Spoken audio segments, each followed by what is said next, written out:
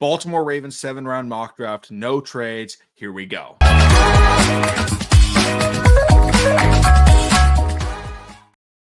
What's going on, everybody? Welcome back to TTB Ravens Media, bringing the Ravens content every single day. If you want to see that daily Ravens content, make sure to hit the subscribe button down below and hit the notification bell as well if you want to get notified every single time I upload a brand new video. We're on the road to 5,000 subscribers. We're like 4 subscribers away from 4,700, so it'd be really cool if we could hit that this week.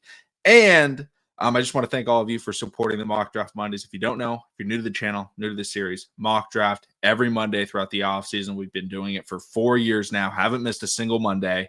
And this one's really interesting. I went with a completely different strategy. A lot of new players in this draft. But if you guys are like, man, this guy keeps looking down, this is where I have the mock draft. And I'm not going to show you guys because I'll show you at the end because I don't want to spoil what the mock draft is. But very different strategy. You know, I've done the corner round 1 strategy. I've done the like sure up the, the pass rushers early strategy. I've done wide receiver early strategy.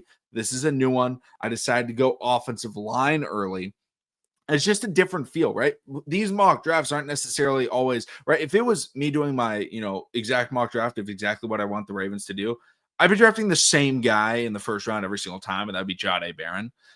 I don't want to do that. I like to see the different ways that the board can fall, right? Because if you go corner early, right, you have to figure out where you like tackle. If you go tackle early, right, then I have to kind of figure out where do I want my secondary pieces? When am I going wide receiver? When am I going pass rush? I like to see the different things. I think this is the first time I've gone tackle in the first round. So very excited to see how it went, and I'm really happy with how it went. But obviously, as always, comment down below your mock drafts. Let me know the thoughts on my players. Some of these players you guys were all telling me, right? You got to draft this guy. I went with one of the wide receivers I get commented probably most often. But starting off, like I said, went tackle, went with Armand Membao out of Missouri. Now, people that hear that name, they might be like, "Ooh, he's a little bit undersized." He's 6'3". He's about 340 pounds. We'll see what he weighs in at the combine. He's a monster. This guy, what is he best known for? He's a run blocker. He is a mauler in the run game. And if people are concerned, they're like, "Oh, but TGB, we can't start him at tackle. He's not tall enough. His arms aren't long enough." Put him at guard. If he doesn't work at tackle, he's like the best guard in the draft. Like if he doesn't work at tackle, which I think he can play, I think it's worth giving him a shot. I think he could start right away at tackle. But if he's struggling, if it's just the NFL, this guy's a freak athlete, very athletic, very strong, very powerful, very aggressive. So if it doesn't work at tackle, put him at guard. He would be the best guard on the Ravens. So I don't love drafting guard in the first round, but this guy has tackle potential. He can start at tackle. He's been a tackle all his career. I think he can play it, but if he struggles, the Ravens figure, you know what, we can't do it. Put him at guard, and he's going to dominate. And again, he does exactly what the Ravens need. That's what the Ravens needed, right? Daniel Faalele, he was fine when you held him in place. You can get Armand moving, and he will just run 1, 2, 3 dudes over in the running game. Put Derrick Henry behind that, put Lamar Jackson behind that. It's going to work out really well. So I really do like him as a potential option in round 1. And it was the first time I've really seen his name as like a potential suitor for the Ravens. So really like that pick. Next up, round 2, pick 59. I went with Kyle Kennard out of South Carolina, right? I went tackle round 1, and I was like, okay, do I go receiver? Do I go corner? Do I go pass rusher? And I felt like Kyle Kennard was the best player I had on the board.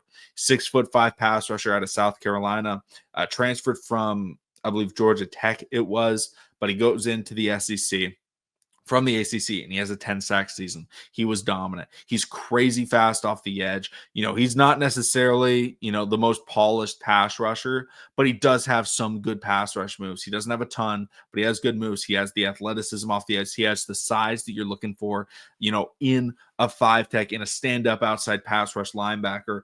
I think that's exactly what the Ravens need, right?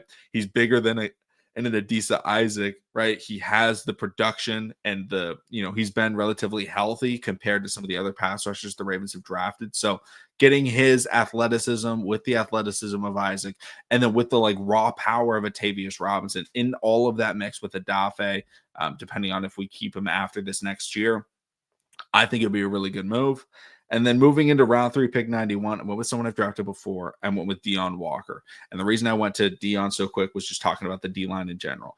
Deon Walker is another monster defensive lineman pass rusher. He's like 6'6", 350 pounds. He's a 3-tech. He's a 1-tech. You will play him on the inside. Now, he could be a 3-4 D end, play a little bit like Matabike, but I think getting like these pass rushers, right, really big, really physical would help the Ravens, not just in their pass rush game in terms of overpowering, because I think the Ravens do a good job with their pass rush, but also stopping the run in those 4-man fronts, because the Ravens defense was overrated, I think, in the run game. Everyone talked about them in the postseason as like, this is the best run defense in the NFL. And statistically, they were. The problem was they were the best run defense because for 10 weeks of the season, they were one of the worst pass defenses the NFL has ever seen. And in addition to that, the Ravens were winning in almost all their games, so teams don't run the ball as much. But when you get to the playoffs and you have to stop a quarterback like a Josh Allen, you have to stop, running backs such as, Saquon Barkley of the Eagles. You have to stop guys like Kareem Hunt and Isaiah Pacheco. You're going to need to win with these 4-man pass rushes, not just getting to the quarterback, but trying to stop the run. And so getting this size, getting the strength and the athleticism that I did with these 2 picks and Deion Walker and Kyle Kennard, I think would help them do that and would fill holes of players that are potentially retiring or leaving soon, right? We don't know what's going on with Adafe, if the Ravens are going to extend him. Obviously Kyle Van Noy is a bit of a question mark at his age. Michael Pierce is probably going to retire.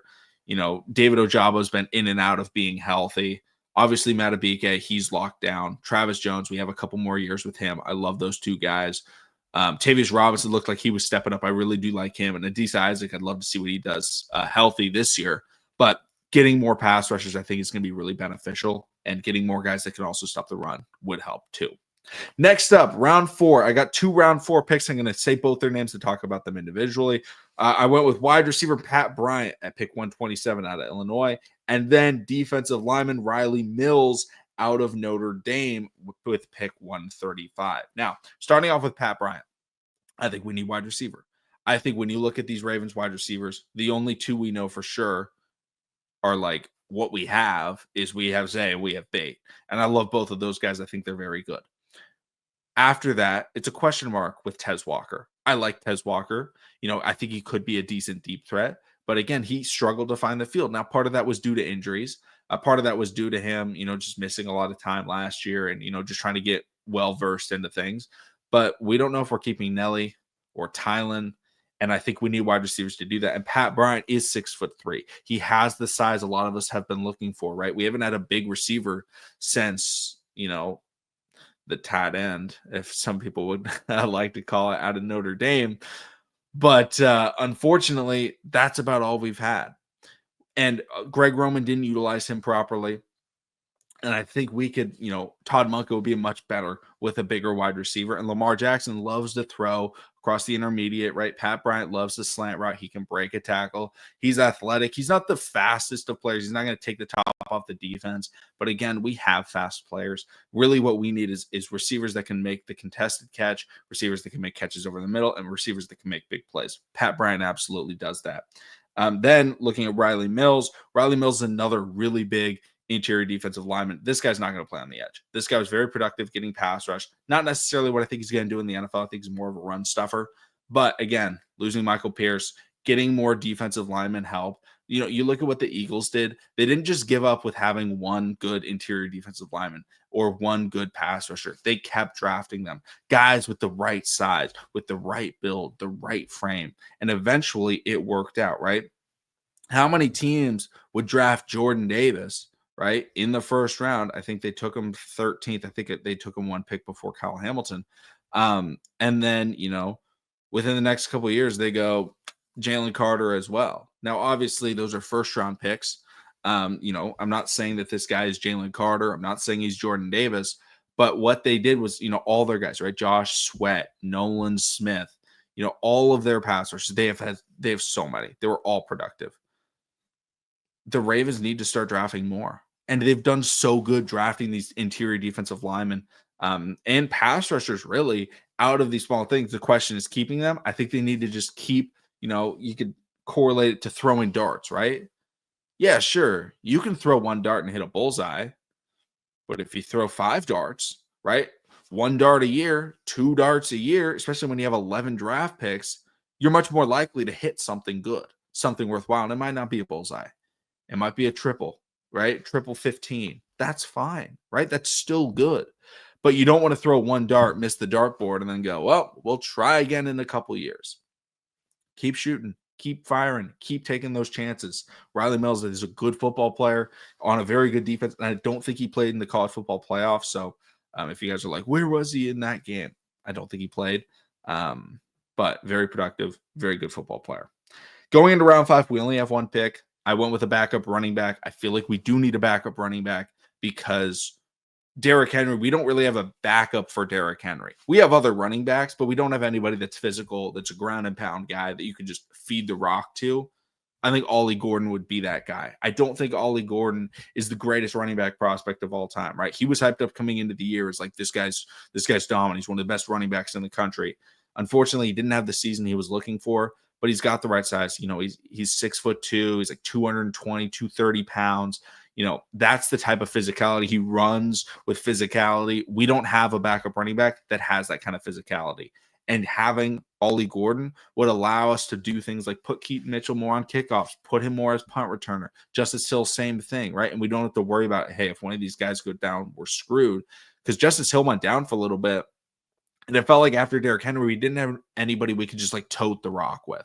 Keaton, we worry about the injuries. He's small, right? He can't run through the tackles like even the Justice Hill can. So if someone goes down, Ollie Gordon can absolutely step up into that role. A lot of people's comparison for him, which I don't hate, it's kind of like a Najee Harris. The worst prospect than Najee coming out. Remember, Najee was a first-round pick, but that's kind of like the style of running back you get, right? He's going to fall forward. He's going to churn for extra yards. Again, he wouldn't be our starter, but I think it's worth using a draft pick on him. Next up, round 6, we have 4 6th-round picks, projected 4 6th-round picks. But I went with Jay Higgins, RJ Mickens, Dante Thornton Jr., and Logan Brown. I believe I've drafted 3 of these players before. Jay Higgins, I love, linebacker out of Iowa, great pass coverage backer, would be a fantastic compliment to Roquan Smith. I've drafted him before. You guys probably know about him. RJ Mickens, I've drafted him before out of Clemson. Safety, he can play over top. He can play in the box. He had 2 interceptions last year, only 1 touchdown allowed, but he has the versatility at the defensive back position the Ravens love. You can put him at slot, put him in the box, put him over top, and that would allow us to do the same thing with Kyle Hamilton, do the same thing with our Darius Washington, and would really allow the Ravens to be multifaceted in their defense, and they're not given the same look to the offenses every single time. Because I think that's one of the things the Ravens defense struggled with, especially earlier in the season, but was just kind of predictability. It just felt like, hey, they kind of knew what they were going to do. And that led to, part of the reason why, hey, the Ravens had one of the worst pass defenses in the NFL. RJ Mickens would help with that. He has the right size for a safety, right athleticism, good ball skills. I really do like him. And then Logan Brown I've drafted as well. Tackle out of Kansas, offensive lineman. Has the right size, has the right build. And again, we need offensive linemen. We don't know what we're doing with Ronnie Stanley, Ben Cleveland, who was just in the news today for some bad things, Daniel Faalele, a lot of guys with question marks on the offensive line. So getting offensive linemen is never going to hurt. And then Dante Thornton Jr., I don't think I've drafted him before, so I'll talk about him a little bit. He's a 6'5" wide receiver out of Tennessee. Tennessee was very good this year. Thornton has the ball skills that the Ravens could potentially be looking for. He has the size to go down the sideline. And we all know Lamar Jackson loves a bigger target. That's why I like drafting these bigger wide receivers, because we don't have a bigger wide receiver. Yes, we have Isaiah Likely. Yes, we have Mark Andrews. As good as they are, right? You're not going out there and putting Isaiah Likely at the X. You can put Likely in the slot. You can put him, off the line, but he's not going to be your X receiver at some point. Thornton, Pat Bryant, these are the type of guys that could have that tight end sort of size, but the more of the, wide receiver skill set. And again, I love Isaiah Likely. I think he's a top 10 tight end in the NFL. You guys know I'm all about that, but he is a tight end. He is not a wide receiver. He's too big, right, to be a wide receiver. He's too strong, right? He's too good of a blocker. Thornton, Pat Bryant, they are big, but they're a little bit more nuanced. They're a little quicker. They're a little sneakier in the route running. They're faster. They can make the big plays. They can break tackles, right? Their physicality shows up. And I think that getting a wide receiver like that, even though I did draft Pat Bryant, again, we have 4 6th-round picks. We have 11 picks in this draft. Taking 2 wide receivers, is totally something I could see the Ravens doing. Same with 2 interior defensive linemen. Same with 2 offensive linemen. And then my final pick, round 7, pick 244, Clay Webb out of Jackson State. I've drafted him before. He's got good size. He was very productive at Jackson State. Didn't allow a bunch. But again, getting a guard, we need the guards. Now, the question marks I have in this draft, right? I didn't draft a cornerback. I don't know how much I like that, but you guys know when I do these drafts, I don't redo picks, right? I don't go, oh, who could be available at the next one? No, I go on PFF or I go on PFF. This one was PFF, and I go out there and I just draft like how the Ravens would do in, when the draft happens. I don't know why I'm blanking on when the draft is, April, but it's I'm just like, that's how I do it. And unfortunately, I never really saw a cornerback that I was like, oh, this guy's better than one of the players that I drafted. And so with what that means is, hey, the Ravens might have to re-sign a guy, or they may have to make a trade for a guy, or maybe, sign a guy in free agency. I don't know. But this draft, I really like the players that I drafted, but I don't know. You guys let me know. Is this a good draft? Because I didn't get a corner. I kind of missed out. But at the same time, I don't know if there's a player that I'm replacing with a corner. Because again, every player that I took, I felt like was the best player available.